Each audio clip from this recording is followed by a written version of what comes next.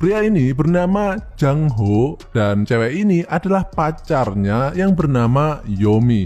Dia ini adalah seorang pria yang memiliki cita-cita menjadi seorang chef atau koki seperti ayahnya. Namun masih belum keturutan yo. Jadi Jang Ho ini lumayan pintar masak gitu ceritanya. Nah, beberapa saat kemudian muncul seorang pria, dia ini adalah ayahnya Jang Ho yang bernama Yongsu, yang pulang dalam keadaan teler.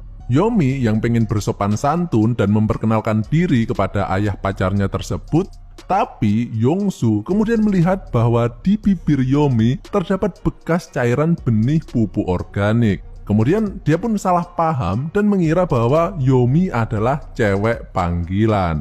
Sehingga Yongsu kemudian menyawer Yomi dan langsung meremas bemper depan dan belakangnya. Yomi tentu saja marah diperlakukan seperti itu, dan Jang Ho kemudian mengatakan untuk memaafkan kelakuan ayahnya tersebut karena dia ini dalam keadaan teler Tapi Yomi terlanjur sakit hati, nyeri dan nyut-nyutan di bagian yang dipegang ayahnya tadi. Sehingga Yomi kemudian langsung menyaduk telur kremes milik Jang Ho. Keesokan harinya, terlihat Yongsu yang tengah memegang kertas yang merupakan formulir pernikahan. Dan film ini pun dimulai. Mbokku wong Rusia.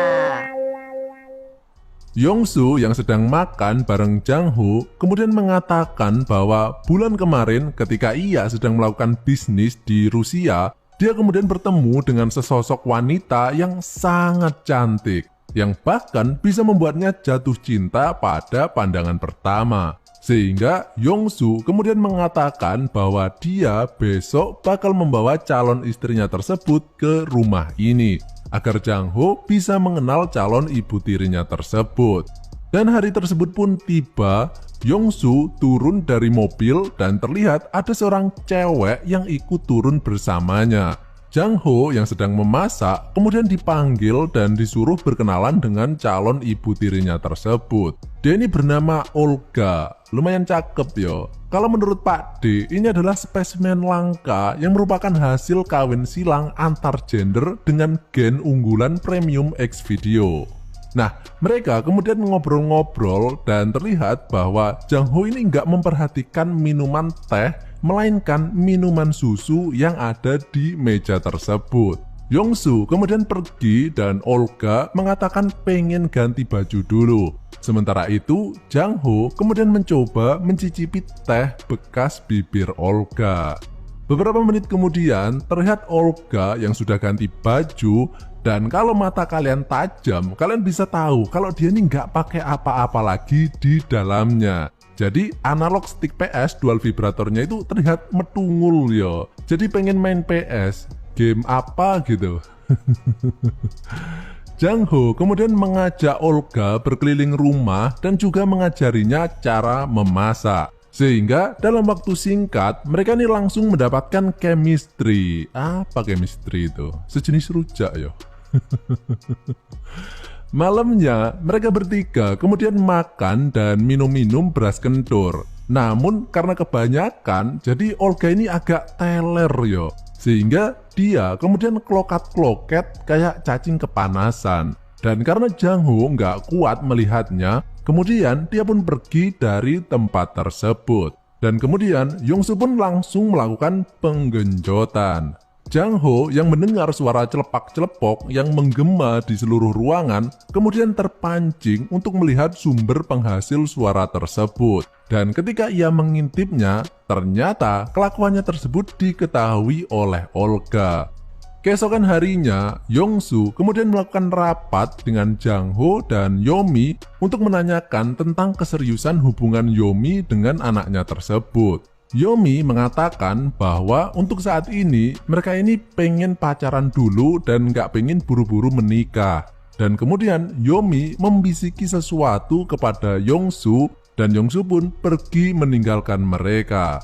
Keesokan harinya terlihat Jang Ho yang sedang mengajari cara memasak kepada Olga. Kemudian mereka bertiga sarapan bareng dan Yongsu kemudian berkata bahwa hari ini tiba-tiba dia memiliki acara mendadak dan harus segera pergi ke Rusia. Sehingga Yongsu pun berpamitan kepada mereka berdua dan mengatakan agar mereka bisa akur di rumah.